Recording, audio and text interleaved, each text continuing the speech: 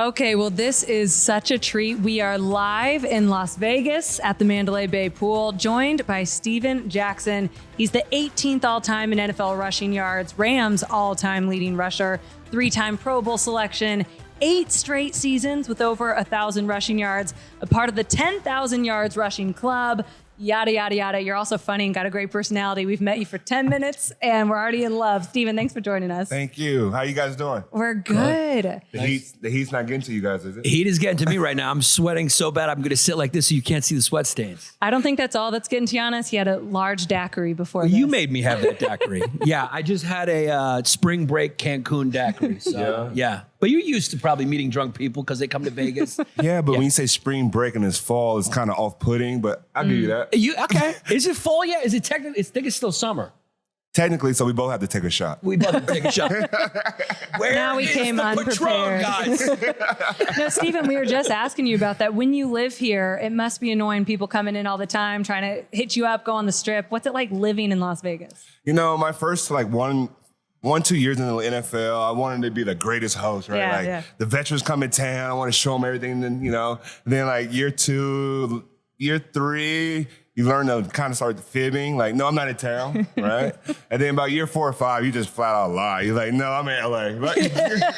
Close enough to get back if they see you. No, I'm not here. Yeah. You got to make sure not to post on social media when you lie like that because they can look at your stories and be like, he's in town. Right. Yeah. So 2004, Twitter was brand new. No video. So we're good. So you didn't have to worry about that. Yeah. You are actually credited as being the guy who made the NFL start paying attention to Las Vegas for football players. Because you don't think of football players when you think of Las Vegas because of the heat. How do you play that game in this heat without needing water attached to your body? Yeah. It's hot. The commitment, it has to be there. For one, it has to be there. 2, June, July, August, summer training has to happen 5 a.m. or after sunset. It's no 1 p.m. we're going to work out. No, that doesn't happen here, right? So I would say prioritizing your time. I was a film study nut. So I would go watch film all day in the AC, right? But then afternoon, sunset-wise after, go work out. Yeah. I'm on the field. I'm just there. I'm working out. And the thing about it is the game of football is challenging. A lot of people don't know quite how to measure the talent you're going up against. But if you see a guy's passion and heart, you got to take a shot on that, right, at least, right? And I think that's what happened for me. People saw how committed I was to the game, and then it just took off from there. Yeah. Do you think if a person lives in Vegas and then they go to hell, do you think they're just going, this ain't that bad? No, so funny you said that. So I was smoking a cigar with my wife the other night. I was on the balcony. Wife smoke sticks? No, she just kind of takes in the smoke and hates it. But ask for a couple puffs. Yeah, exactly, right. She just makes me feel I don't want my hair to smell like it though. Insurance policy's not cashed in already. But seriously, I was just smoking a cigar the other night on the balcony and literally I was watching the torch go up. I was like, damn, I don't want to go to hell. So it doesn't make it any better. Because if I was from here and I went to hell, I'd be like, you know what?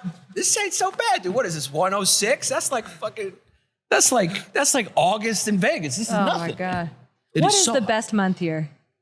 May, or even late September. Okay. Right. Late September. Not right now. Yeah. August still hanging on. Oh, good Lord.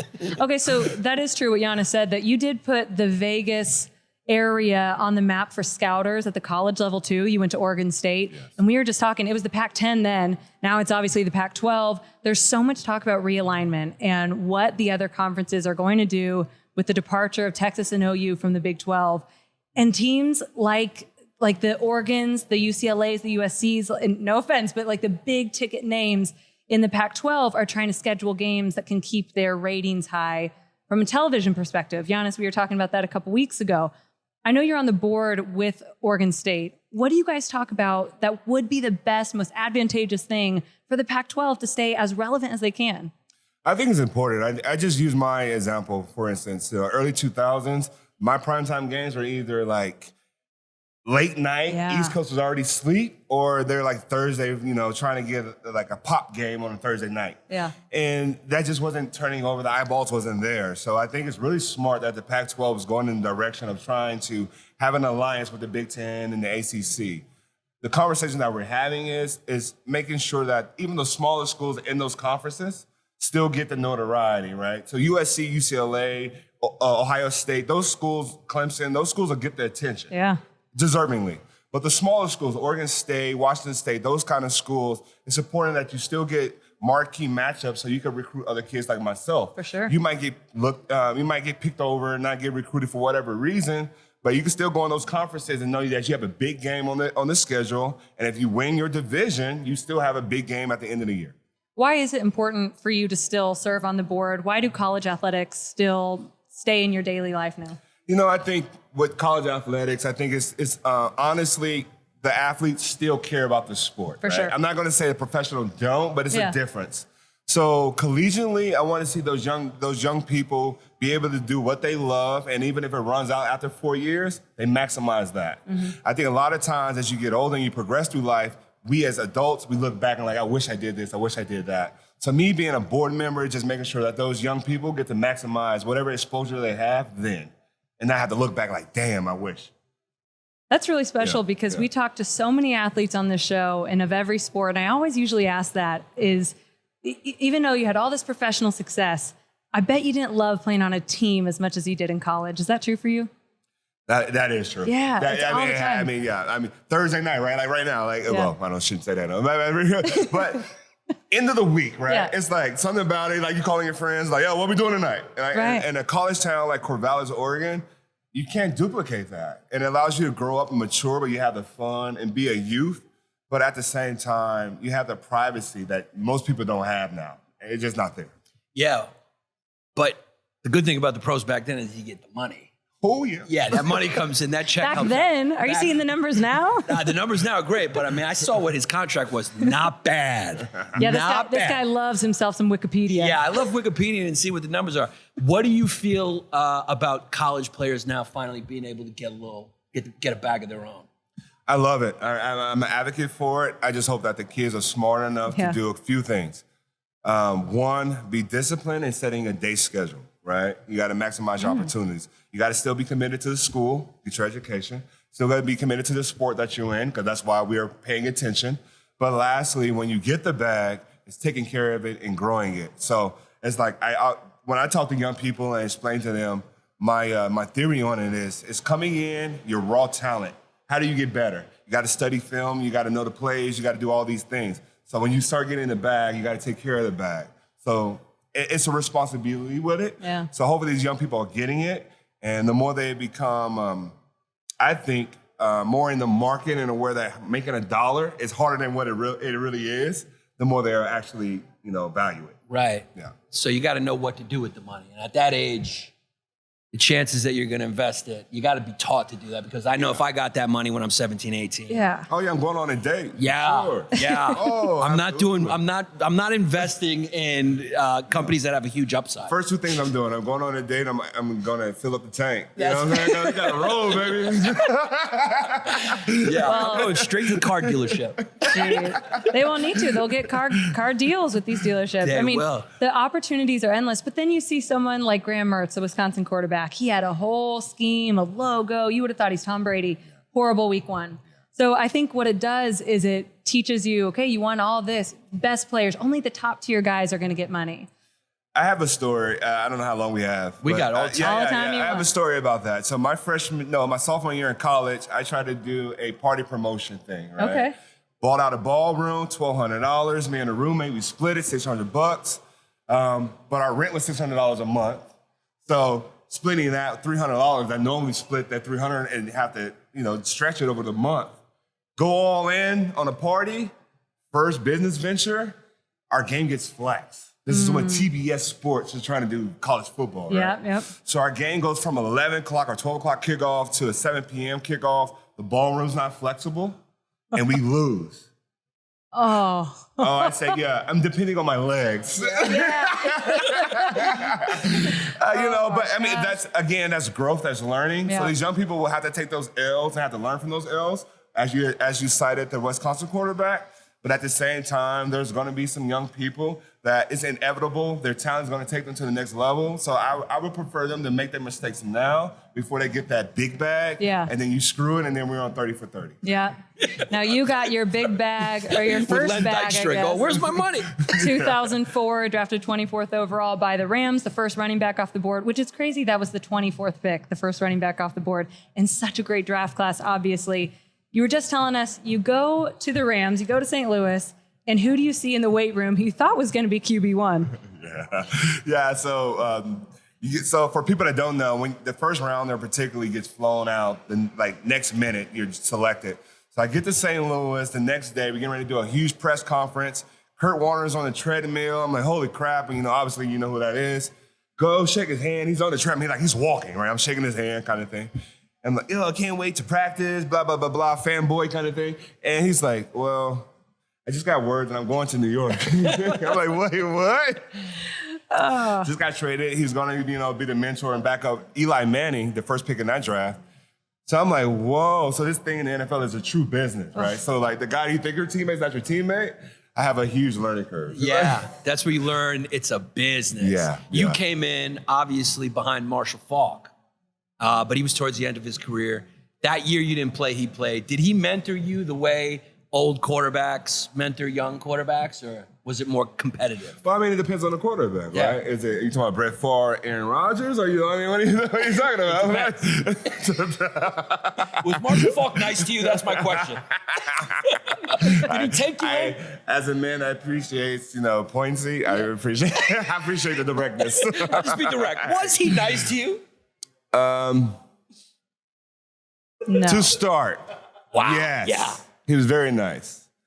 When you see the talent, that makes anybody back up. Right. Right? So let's just say there's an intern, he's looking to be on air behind you. You're like, wait a minute, kid. Yeah. Right? So obviously. I hit him with a baton. Yeah. Like Tanya Harding. So obviously, to answer the question, it started off great. Yeah. My talent started to flourish. There was some rift. Obviously, he's a Hall of Famer, and I was on the rise. So there was friction. What we have learned in maturity and growth is, we're all great.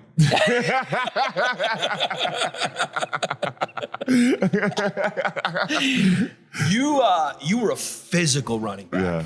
You were a dude who, defenders, I'm sure at times were like, I want to tackle him, but I also want to stay in this game. Yeah. Do you think you deserved a nickname? I mean, you were kind of beast mode before beast mode. That was kind of your style. I shied away from that. You didn't want a nickname. I did not want the beast mode mark. Right. And the reason being is because, this interview's putting me in some cool In your feels. Yeah. If he starts crying, close up. Close up. Yeah. Blame it on the cancer sign. Hey, tell us everything. What happens in Vegas Right. stays in Stays in Vegas. Vegas, Right. or it's on a podcast. Or- Or the podcast. So I would say this. I didn't want the nickname, the marquee of the beast, just because I felt what I had to offer the sport intellectually, I was more than that. Right. Right. Just to be honest with you. Then you could have been the books. The books. I mean, I could have been the books beast from mode. X-Men. I don't know. It's just too long to march. Yeah. You know what it is? It's crazy. My dad played college football, smaller program at Ithaca University, New York, Division III. But he wanted to be a football coach. That was his first thing. You have to be smart to be a football player. That's like one of the stereotypes that's not true. Football players are probably the smartest athletes because you got to watch film, you got to read books, you got to know all these plays. It's like that's why football players are always smart. I believe that, and then on top of that, you have to own up for the play, right? Either you make a play, or you don't. And what I've learned in retirement, accountability is not as it's not a benchmark as much as it is outside the NFL. Right. Like as a captain, as a team player, you're like, yo, did you do your job? And then you get into the real world, did you do your job? You're like I had a late night last night. So it's a 50-50. Yeah. Right. Yeah. You can't do that when you have teammates who you're accountable to. I mean, you can, but everybody's not LT. Right. Yeah. Well, if you don't know what he's talking about, LT used to have a lot of late nights and then come in. Allegedly. Sorry, Allegedly. LT. Well, he Hey, he said it. You did it. You're He good. admitted to it. Yeah. I heard stories he used to just ask Phil Simms, like, who are we playing now? Oh Like, my he didn't God. even know what city we were going But to. ball out. Like, the best, probably Kids, the don't best listen lineman. to this whole last 90 seconds. No, Well, yeah. now that there's this team here, do you feel like away you got LT's teams talent. here are going to have to handle themselves differently or have certain rules in place? But also in the NBA, like there's jokes, when a team comes to Atlanta, you're not going to get the best version of them because they're going to have fun in Atlanta or Well, I played whatever in it is. Atlanta, and that's true. It says a lot coming from Vegas. But in the NFL, you have curfew. We do. Yeah, NBA, you don't. No, but a hangover happened. It's a little longer than 6 hours. But you We'll ask Giannis tomorrow. You give your husband a curfew probably, though, right? You go, Sam, I want you in bed by 10 p.m. My husband plays in the NBA. That's why I asked. So Yeah. we've been laughing about that though, because it'd be a home game wherever. He played for the Clippers, so we'd be LA. When a team comes to LA, they're gonna have fun. They're gonna have fun. Yeah. And shoot around's like 2 p.m. Yeah, I know. I have friends. So jealous. I picked the wrong sport. Yeah. What other sports were you good at? So I played basketball and I also ran track. Yeah. Probably realistically, basketball may have been an outlet. Yeah. Football, track, they just always announced me as like lane 3, the football player, Steven Jackson. Oh my so I God. was like, I don't know, there's a ring on the wall. Like, get out of here, kid. So Your name, I knew you Steven were gonna Jackson. say that. Yeah, Absolutely. We got to talk about it. So there's 2 Steven Jacksons. When everyone, when I heard first we were having Steven Jackson, I was like, is it the football player or the basketball player? Steven Jackson, basketball player, obviously was a part of the Malice in the Palace. A great documentary out now, Malice in the Palace. This is what I found interesting because I did a little research on you. Obviously, I watched you play, but there was a time, there was an incident where you scored a touchdown and a player threw a drink on you. Yeah. Do you remember that? Oh my against the God. Raiders. Yeah, that's right. Wow. Of course, Raiders fans. Yeah. Can I curse? Fucking animals. But was there ever a moment that you wanted to do your own, you wanted to, what team had the most disrespectful fans that you were like, man, if Once I you wouldn't swing- get fined, I would go in those Yeah. stands and clean up Wow. you average fucking humans. Wow. Because I enjoyed the Malice in the Palace, just watching athletes go up there and fucking punch regular people in the face. Should happen more often. You would think it would. Yeah, you would think it would. There's no ropes. I know. There's no ropes. There's no ropes. They get this. Getting a drink thrown on you is disrespectful. I Yeah. saw it. You scored a touchdown. You didn't even celebrate or anything. Yeah. The guy just threw the drink on you. Yeah. Well, I was having a good day, so he just had enough. You were having a real good day, yeah. Yeah, they couldn't stop me, so maybe he could. But Who had the most to disrespectful answer the thing? question, great question. No one's ever asked that. Like in all my years of being interviewed. Please don't say Between New York. Oakland and Philly, obviously. Yeah. Right? Philly has this welcoming. They announce the starters of the game and they say F you, right? So at starting running back, Steven Jackson, fuck you. Right? So you get it, right? That was a nice welcoming. Yeah. And then I guess another one I didn't realize it would happen. My era in St. Louis was bad. Really? So before I was able to upgrade my parents to a suite, they sat in the normal stands. Oh. Wow. So they heard it. Oh. They heard bad things. I've never heard that about Rams fans. Yeah. Well, when you go 3-13, 2-14, Yeah. 1-15 in consecutive years. Yeah. So I had a stretch where I won 6 games in 3 years. So it was some bad football being played. Right. And when you're the marquee guy, even if it's not your fault, it's still your fault. Right. So it got ugly and I had to move my parents to the suites. Oh, that's Yeah. terrible. Yeah. I almost wish I could say Philly. Yeah. Do you think if they just made alcohol legal in football games and just made weed legal, it would be a different vibe in there, a little more? You're saying for the players in the game? No, I'm saying fans. If they just said, hey, you know what? You can't drink in here, but you can smoke as much weed as possible. Oh, that's interesting. Concession stands will go through the roof.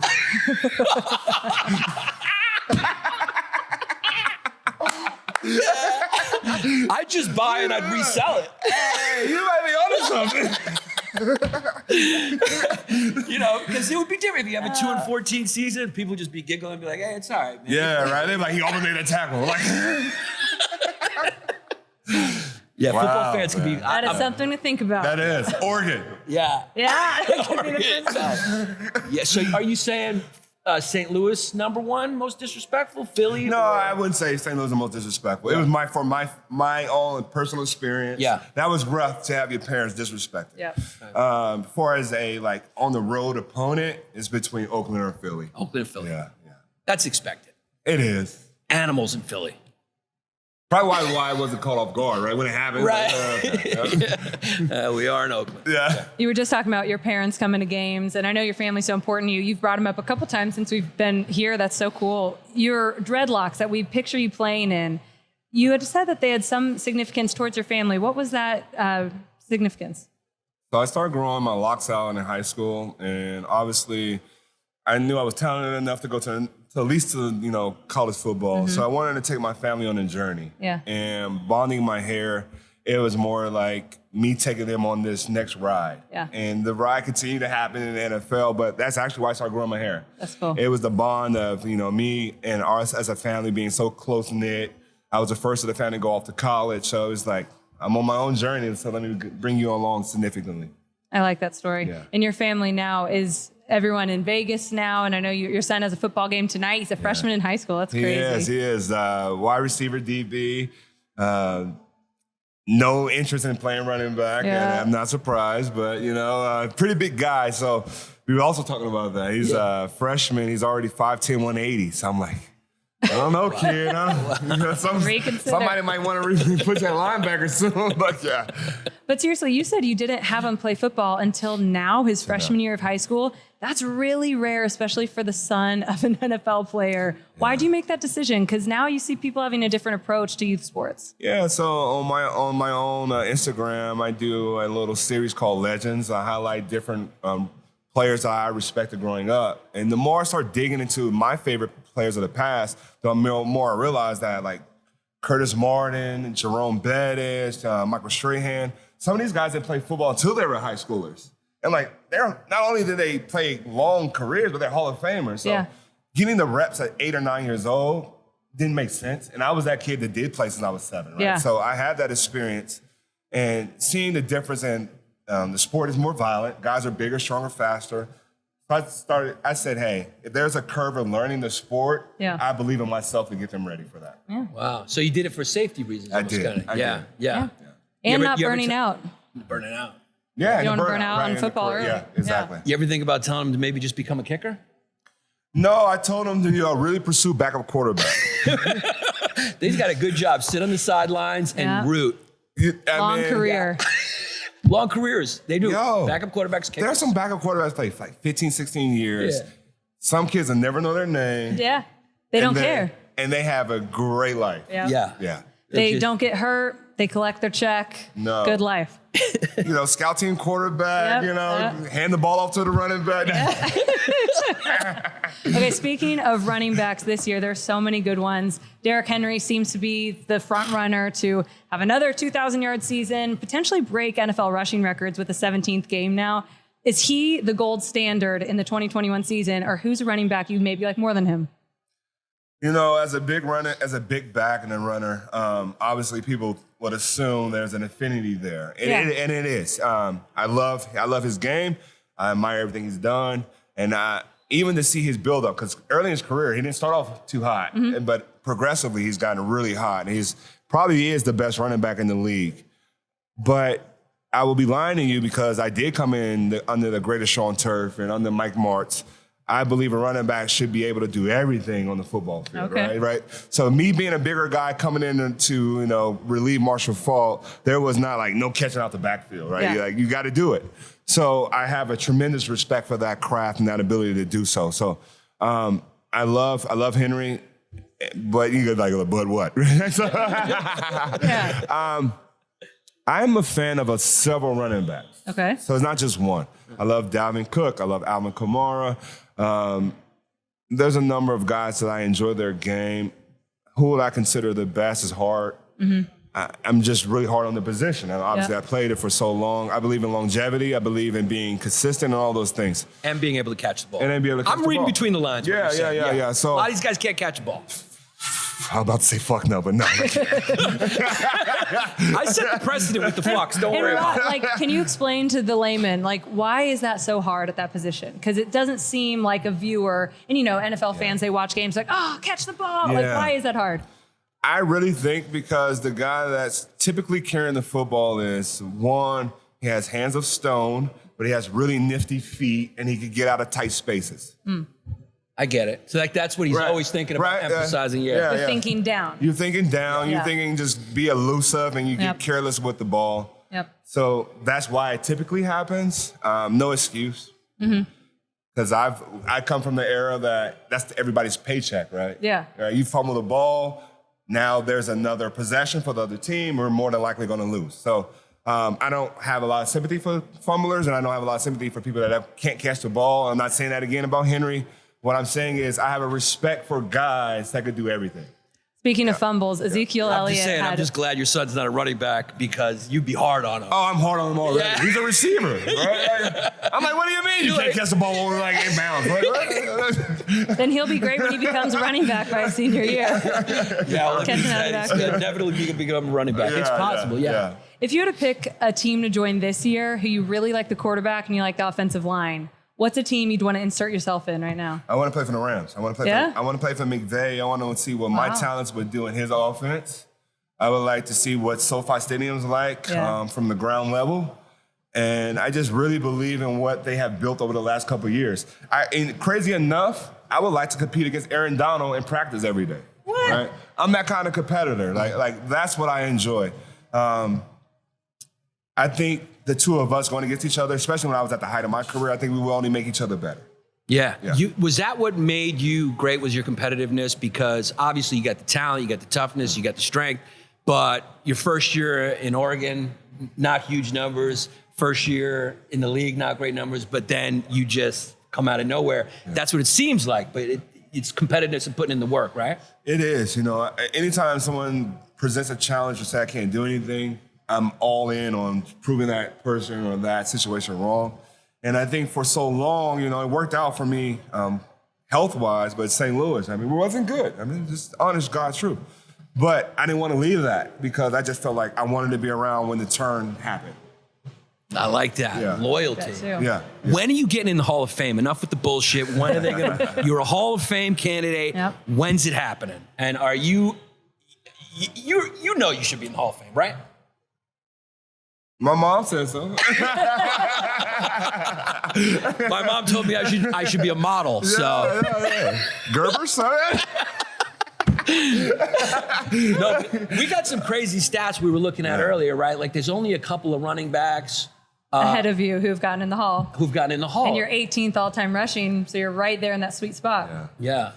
I think there's an argument to be said. If you consider what I had to endure and you look at my numbers compared to who's in the Hall, I think there's a hell of an argument for myself. But if you want to predicate it on like postseason, I don't have a leg to stand on. But that's a team game. That's the team at the time. Well, you got to tell the people that's voting that. I'm just saying. They say that they know, but Didn't you have a touchdown with the Patriots in the playoff game? I did. Well, I did. Postseason. Found one. AFC Championship game. AFC Championship, yeah. You did play for Belichick. There's room. Is he human? Did you ever see anyone plug him in or charge him up? You know what? I did not see him. The thing about it, funny you asked that question. Funny thing about that. So one of my first moments with Coach Belichick playing for him. It's like 5, 6 a.m. in the morning, and I joined the team late in the season, so you got to get there, first impression kind of thing, right? And he's on the treadmill watching film, taking notes. Like everything's in one. And it's like, yo, this is the head coach. Like, fuck. So the standard is set by Coach Belichick. Excuse my mouth again, guys. The standard is set by Coach Belichick. I think he is probably one of the smartest football geniuses in the game. Yeah. But what he portrays and how he presents himself to the media is not who he is. Interesting. What do you mean? He's not that. He's really a cool guy. Yeah. You can have a drink with him. I would love to hang out with him in Vegas. How about that? Oh, right. So he's a If you real can hang out with Level. new heights, right? New heights. I love just picturing that right before he gets in front of the media. He's fucking high-fiving guys like, we're drinking. Then he gets up there and he just goes. He gets surly. Yeah, I know, yeah. Oh, yeah. Yeah. And Is then- Brady the same? Like, now we're seeing Tampa Bay Brady, which is like everyone's new favorite version of him. Yeah. But was he not Florida's what we originally contagious. thought, you think? He's absolutely not what people thought. Gosh, wow. Yeah, he's not. Yeah. Again, I joined the team late, so I had Yeah. to spend a lot of time with the head coach and the quarterback to get up to speed on the playbook. And it just so happened I was with two Hall of Famers, future Hall of Famers. And spending time with them, you realize that people hate them because of the success, but who they are, they're like really cool people. That's awesome. Yeah. That makes sense. Yeah. Yeah. I mean, he let his personality show now. Yeah. I think when he was having experienced New England, Yeah. I don't think he had much. I mean, he came in as a rookie, right? So you think that's just what the NFL is, and then you get a fresher breath there because a lot of our time was spent about like how was it in St. Louis, how was it in Atlanta, Right. And I'm sharing this with a guy that we all consider the greatest, Right. So I'm telling him like, yo, so this team, this is how it worked. This team, this is what we did. For him, he wouldn't know no better, right? Yeah. So for us to see, Tampa Bay Tom, we were like, oh, this guy's cool, but that's who he really was. Right. Yeah. So you're saying the culture of the Patriots was A Belichick brainwash. butting it up, Exactly. and then when he got Florida's contagious. It You is. play in Florida, You catch it. yeah, you just catch the Florida. Well, it's like when a couple gets divorced Yeah. and one is just like out dating and they're rich and they look better than ever. That's Tom Brady in Tampa Bay. You think Belichick's looking a little upset? Because the big thing was like, was it Brady or was it Belichick? I think Tom just proved it's Tom. It's Tommy terrific. Well, if he would have signed Mitchell out of Jacksonville, I think we would have known. Writing would have been on the wall. But I don't know. I thought it was interesting that he went after Cam Newton, right? So after being after I've had bad breakups, you tend to try to do the opposite. Yeah. I think we witnessed that. Yeah. Now they're going back to a guy. Yeah, that's what's happening. Well, speaking, just to finish up on the Patriots, they play Miami. That's a huge game. Obviously, they play twice this season. You're a former Patriot, even if it was for a brief moment in time. What do you think of them this season as they are trying to get back to that great success? I think that division comes down to Buffalo and New England. I think Buffalo gets the nod. I just think it's their time. When you rule a division for 20 years, everyone in that division wants to, take you down. Yeah. And again, liking it to my time in St. Louis, the greatest show on turf kicked everybody's butt. So when I got there, Seattle, San Fran, when they got hot, even Arizona with Kurt, they didn't take it easy on us. So I think we're going to experience some time until the rookie quarterback gets his legs underneath them. New England's going to be a punching bag. I think the AFC East is Buffalo. Everyone's going Buffalo. Yeah. What do you think about Tampa Bay's chances of repeating? Bringing back all 22 starters. Tom's still not eating any inflammatory food or drinking children's blood or whatever he does to stay fit. Right. I think they win the division. Right. Oh. I think they win the division. I think, yes, impressive they win and return 22 starters. But the thing like football, we all know, injury plays a role. Right. Older team, we don't know what Father Time says to that. So I don't have them going back and repeating. I don't. Interesting. Wow. Yeah. So you don't like their depth? No. Okay. He's You heard it skeptical of here their first. age. Antonio Brown. There's a lot of guys It's a out lot of there. age out Yeah. there. Yeah. Interesting. Very interesting. How about your beloved Rams? I like it. I want to see what happens with the offense because if we go too pass heavy and we're not balanced, I think we get out of what makes that offense great, right? You get a quarterback, he's aging, he has the arm strength, you want to lean on that, but you have to remain disciplined. Yeah. So I want to see what we do with Stafford as a quarterback. I think if we get past, here we go, if we get past San Fran, I don't think it's Seattle, I think it's San Fran. We get past San Fran, I think the Rams have some noise to make. Interesting. Okay, I know we keep saying last question, but now I have a last question. We're having too much fun. I don't have anywhere to go. You have a football game to go to. I mean, it's hot. You mentioned San Francisco. They've got 2 quarterbacks that we've seen in the preseason that they may plan on using even on the same drive. There's an old adage, if you have 2 quarterbacks, you have no quarterbacks. Right. Is that true from your perspective? I do. And I think those two, I think it starts off that way in the first month. But the pressure of winning in the National Football League, ownership GM would make a decision for the team. That's my belief. I don't know that to be true. But I think there's too many veterans. There's too many people that the NFL career is only 3 years. So you trying to figure it out, coach, who you want as your trigger guy, don't work for all of us. So as a captain that I've been in several years, captain, GM, somebody had to say, we need one guy to run behind. And I think that happens for them when it gets closer to playoff time. And that's what makes me afraid of San Fran. Interesting. All right, now the real question why we brought you here. This, we just wanted to get to the question. Cirque du Soleil, right? Oh, no. Yeah. The real reason we brought you here is what do you think about Kanye West's Donda album? Whoa. Have you heard it yet? I have. I like it. You? I haven't made it all the way through. It's a lot. It is a lot. It is a lot. It's a lot to take in. Yeah. I love Kanye's music. Yeah. I don't like Kanye being interviewed because I just can't understand what he's talking It's a about. shtick. And I'm the opposite. Yeah. I don't like being in the dark. So the Donda thing, Yeah. I don't like. But Yeah. him being interviewed and I can hear what he's on his mind, I You like that. appreciate. Okay. Yeah. Right? Yeah. So we can figure it out together. Okay. we like different aspects of Kanye. Yeah. Okay. So that was your last question, Giannis? well, That was it? I want or Jay-Z or Nas. Which one? Jay. Jay. Okay. And I That was love quick. And I love Nas. My last reel, I use a Nas song. So that shows you I'm torn. But Jay. Well, it didn't sound like you were torn because you said that quicker. I mean, Well, I'm a loyal person. you're loyal. Okay. You're loyal to the Rams. You're loyal. Yeah. Loyal to Jay. Loyal to us now. Yes. Yeah, absolutely. Thanks for letting us come to your hometown. It's incredible. Absolutely. Thank you so Anytime you much. guys are back, please. Did you tell that to everyone behind us at the pool as well, that they can come to your place for I'm dinner? not in town. Thanks so much for joining us, Dude, Steven. that was so much fun. Awesome. Thank you. That was fun.